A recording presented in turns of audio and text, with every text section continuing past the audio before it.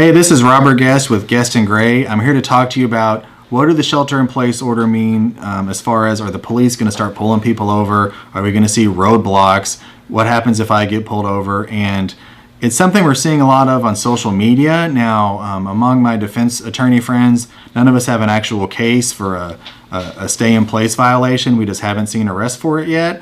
Now, to violate a stay-in-place order is an offense, and you know that the government's allowed to make these kind of pandemic declarations and disaster declarations, and it could be up to a Class B misdemeanor.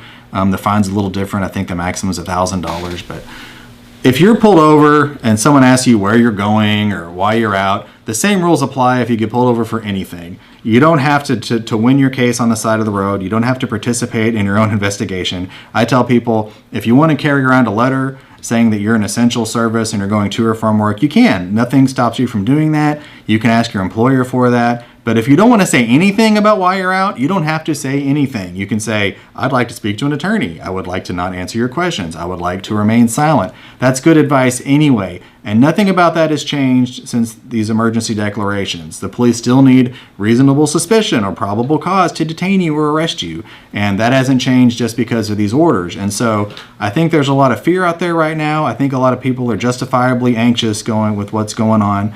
But if you don't want to talk to the police, you still don't have to. If you want to take a letter, you still can. Now, if you actually get arrested for violating a stay-in-place order, we'd be glad to help you. Call Guest and Gray at 972-564-4644.